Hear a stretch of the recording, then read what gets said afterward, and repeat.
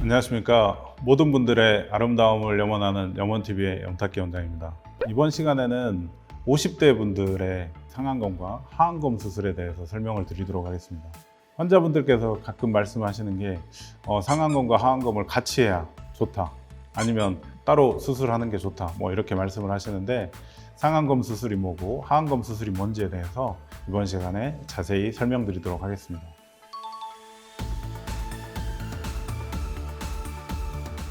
상안검 수술과 하안검 수술에 대해서 이야기를 많이 하시는데요. 실제로 상안검 수술이라고 하는 것은 눈을 이렇게 중간에 선을 그어서 나눴을 때 이 위쪽 부분에서 눈썹까지의 모든 수술을 상안검 수술이라고 하고, 아래쪽 부분에 눈물꼬랑 인대가 있는 부분까지 수술하는 것을 하안검 수술이라고 합니다. 상안검 수술은 쌍꺼풀 수술도 있을 수 있고, 눈썹 거상술도 있을 수 있고, 눈매 교정술도 상안검 수술이라고 할 수 있고, 위트임 이런 수술들도 상안검 수술이라고 할 수 있습니다. 하안검 수술은 눈밑지방 재배치, 그 다음에 속눈썹 찔림, 외양각 고정술, 이런 모든 것들을 하안검 수술이라고도 표현을 합니다.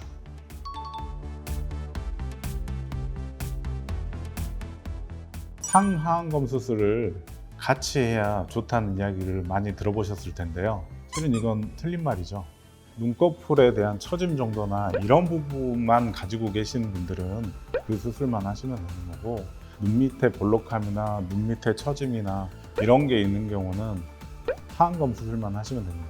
물론 노화 현상으로 인해서 대부분은 상안검과 하안검의 노화 현상이 다 이루어져 있기 때문에 그걸 동시에 하시는 분들이 꽤 많은 거죠.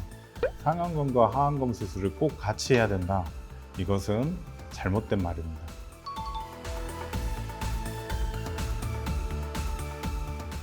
눈꺼풀 처짐과 눈밑 처짐은 조금은 다른 방향의 생각을 가지고 접근을 하셔야 됩니다.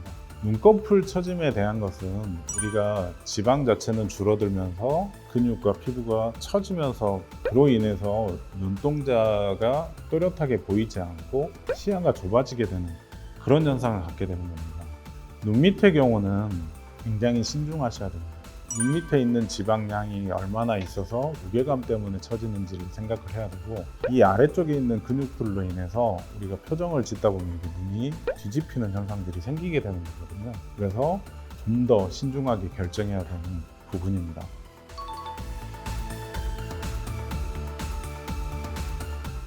눈꺼풀의 처짐 정도나 눈썹이 얼마나 처져 있는가를 고려를 해서 그 눈에 맞춰서 쌍꺼풀 수술을 할 건지, 아니면 눈썹을 올릴 수 있는 내시경 이마거상술을 할 건지, 그런 부분들을 결정을 해야 되는 거죠. 눈 밑에 대한 처짐은 만약에 지방에 대한 문제가 있다고 하면 우리가 지방 재배치 수술을 하면서 피부 절제술을 같이 시행하는 게 좋고요. 그렇지 않고 피부만의 처짐이 있다고 했을 때는 그 피부의 처짐 정도도 중요하지만 그게 얼마나 늘어져 있는지를 잘 고려해서 피부만 절제를 할 건지, 그렇지 않으면 외양각 고정술이라고 해서 수술을 같이 할 건지를 고려를 하셔야 됩니다.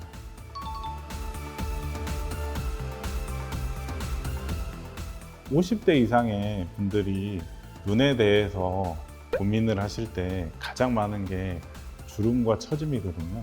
보통은 피부와 근육이 있으면 피하 지방이라는 게 있어서 우리가 피부를 좀 더 당길 수 있는 안면 거상술을 한다든지 리프팅을 시킬 수 있지만, 눈꺼풀과 눈밑은 피부하고 근육은 붙어 있는 겁니다. 하나처럼. 그래서 근육이 움직이는 대로 주름이 생기는 거고, 늘어지는 대로 같이 늘어나게 되는 거죠. 단순하게 그냥 생각을 해서 뭔가 잘라내버리면 된다, 뭔가 당기면 된다, 이런 개념으로 접근하시면 안 되고요. 기능적인 문제를 해결할 수 있는 방법으로 나가시는 게 정말 중요합니다. 네, 지금까지 50대 이상의 분들의 눈에 대해서 설명을 드리고, 그 상안검, 하안검에 대한 수술에 대해서 설명을 드렸는데요. 상안검, 하안검 수술을 같이 해야 될 분들도 계시지만, 상안검 수술과 하안검 수술을 그냥 따로 순서대로 좀 하시는 것도 하나의 방법이 될 수 있다는 걸 설명을 드리는 겁니다.